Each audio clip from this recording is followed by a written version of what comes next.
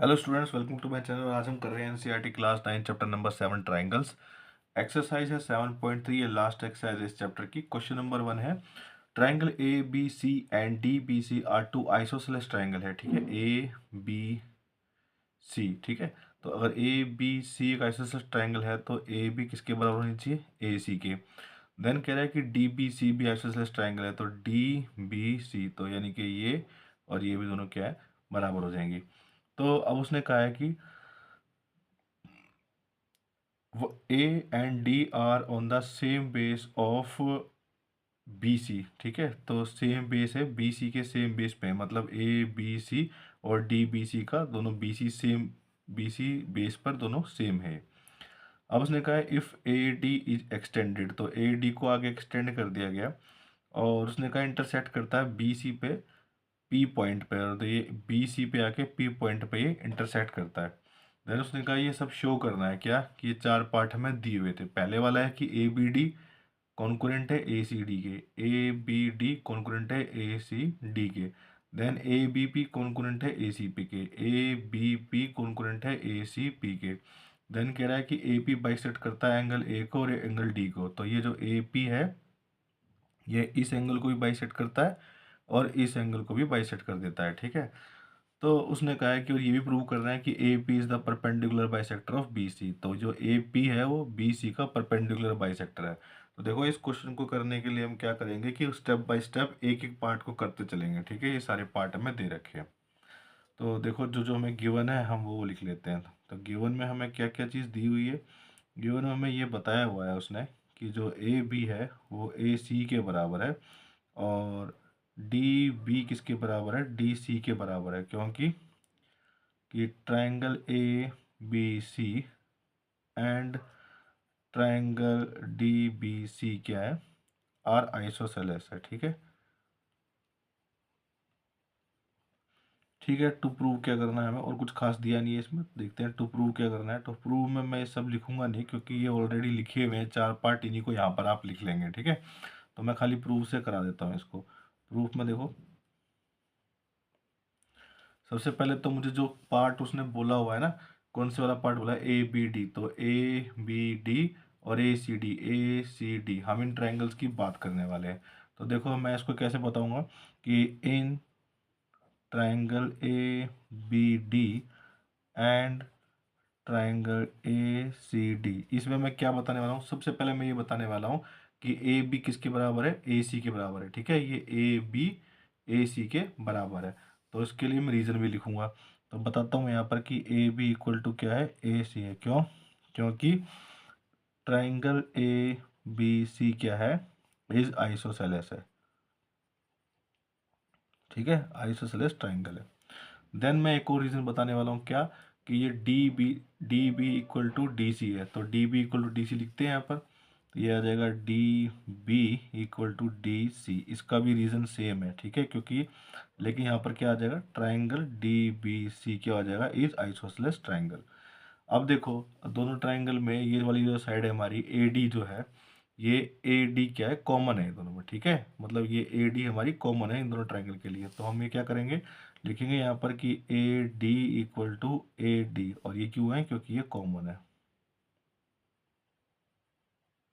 ठीक है, so triangle A B D is concurrent to triangle A C D. ये किससे हुआ है? साइड साइड साइड से हुआ है। ठीक है, तो अब ये साइड साइड से हमारा ये पार्ट हो गया।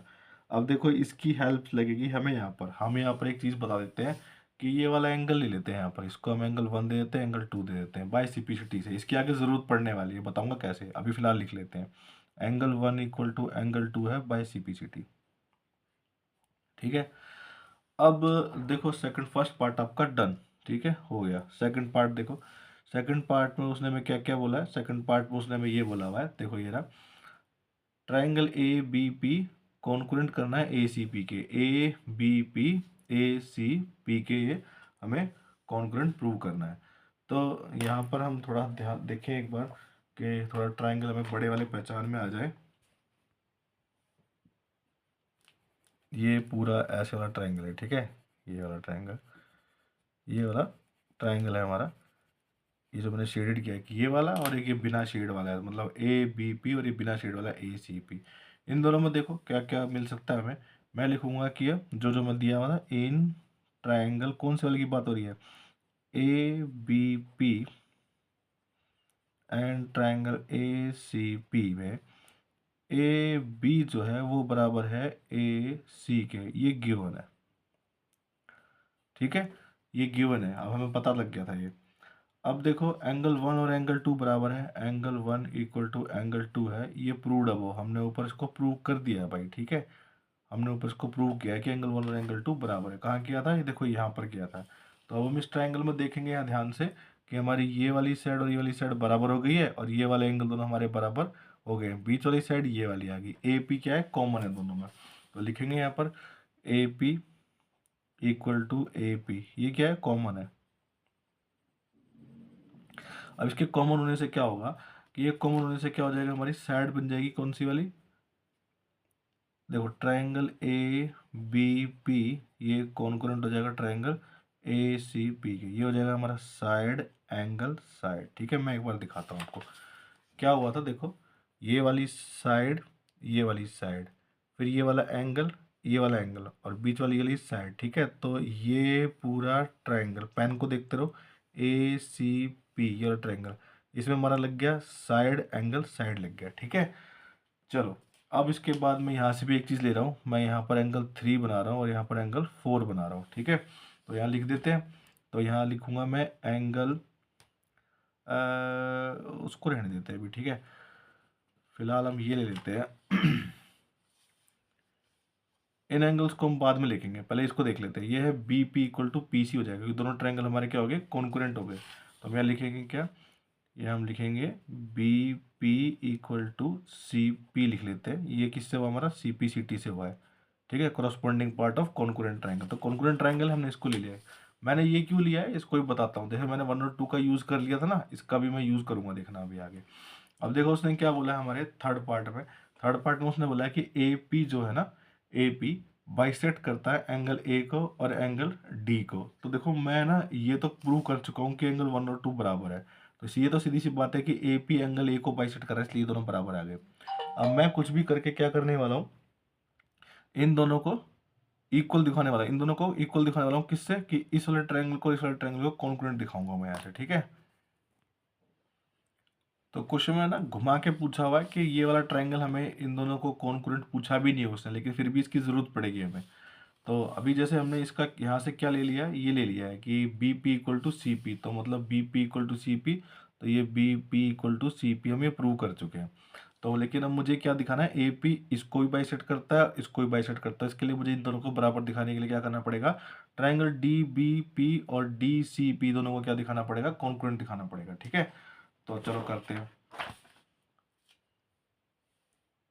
देखो इन ट्राइंगल डी बी पी, तो D B P and triangle D C P में मैं बताऊंगा कि डी बी बराबर है किसके, डी सी के है, क्योंकि ट्राइंगल डी बी सी क्या है, इज आइसोसेलेस ट्राइंगल है। ठीक है,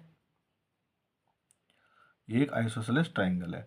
फिर मैं बताऊंगा कि बी पी जो है इक्वल टू सी पी है, ये हम ऊपर प्रूव करके आए हैं। ठीक है, प्रूव्ड अबव। ठीक है, ये हम थर्ड पार्ट के लिए कर रहे हैं, प्रूव्ड अबव, ये हमने ऊपर प्रूव कर दिया। कहाँ पर प्रूव किया, देखो यहाँ पर हमने इस वाले पार्ट में यहाँ पर प्रूव किया है। ठीक है, ये रहा B P equal to C P. तो स्पेस नहीं था पेज में, इसलिए मैंने यहाँ पर पढ़ा, दूसरे पेज में कराया इसको। ठीक है, तो देखो ये B P equal to C P हो गया। अब देखो यहाँ पर D P equal to D P common है, तो D P equal to D P ये क्या हो जाएगी हमारी, कॉमन है। तो कॉमन है, तो अब हम क्या बताएंगे, अब हम इसको कॉमन बताएंगे क्या, triangle, so triangle D B P is concurrent to triangle D C P. तो मैं यहाँ से दो तीन चीज़ें निकाल लूँगा, एक तो ये 4 5 का था, 5 ले लेते हैं, इसको 6 ले लेते हैं। ठीक है, अब मैं यहाँ बताऊँगा इसकी हेल्प से क्या, कि एंगल 3 इक्वल टू एंगल 4 और angle 5 equal to angle 6 by C P C T. ठीक है, जब मुझे ये दोनों ट्रायंगल क्या बता दिए, मैंने कॉन्कुरेंट बता दिए, तो ये इक्वल टू ये इक्वल टू ये by C P C T हो गया। तो इससे आपका ये तो सिद्ध हो जाता है क्या, थर्ड पार्ट में, कि एंगल 1 इक्वल टू एंगल 2, ठीक है, ये कहाँ से आया, प्रूव्ड इन फर्स्ट पार्ट, ठीक है, हमने फर्स्ट पार्ट में इसको किया है। Then angle 3 equal to angle 4, ठीक है, तो प्रूव्ड अबव, ठीक है, प्रूव्ड अबव हमने उसको ऊपर प्रूव कर दिया है। तो हम बताएंगे hence A P bisects angle A as well as angle D, ठीक है, बस हो गया प्रूव। अब लास्ट वाला जो पार्ट बचा है वो ये बचा है क्या, कि उसने ये कहा है कि एंगल सॉरी ए पी जो है is perpendicular bisector of B C. तो देखो हमने बी सी बाइसेक्ट तो हो ही रही है, क्योंकि ये देखो यहाँ पर ये हमारी क्या है, B P equal to P C हम प्रूव कर चुके हैं। बस हम किसी तरह ये प्रूव करना है कि ये दोनों एंगल क्या हमारे 90 डिग्री 90 के आ जाए। तो देखो इसको कैसे करेंगे, फोर्थ पार्ट के लिए angle 5 equal to angle 6 proved above, हम ये ऊपर प्रूव कर चुके हैं, ठीक है। Angle 5 plus angle 6 is equal to क्या है हमारा 180 डिग्री है, ठीक है, क्योंकि ये लीनियर पेयर फॉर्म कर रहा है। Then angle 5 plus angle 5 is equal to 180 degree, क्यों, क्योंकि जब दोनों बराबर है तो मैंने किसकी जगह 5 को लिया है। तो twice of angle 5 is equal to 180 degree, angle 5 is equal to 180 by 2, काट दो, कितना आ जाएगा, एंगल 5 इज इक्वल टू आया आपका 90 डिग्री। अब जब एंगल 5 90 डिग्री है तो angle 5 equal to angle 6 is equal to कितना आ जाएगा 90 डिग्री। तो हम बताएंगे कि B P equal to C P proved above and angle 5 equal to angle 6 equal to क्या है 90 डिग्री है। हैंस ए पी इज क्या हो जाएगा, जो हमें पूछा था perpendicular bisector of B C, ठीक है, हैंस प्रूव्ड। तो काफ़ी बड़ा क्वेश्चन था, मैं 4 पार्ट थे और सारे ही एक दूसरे से रिलेटेड है।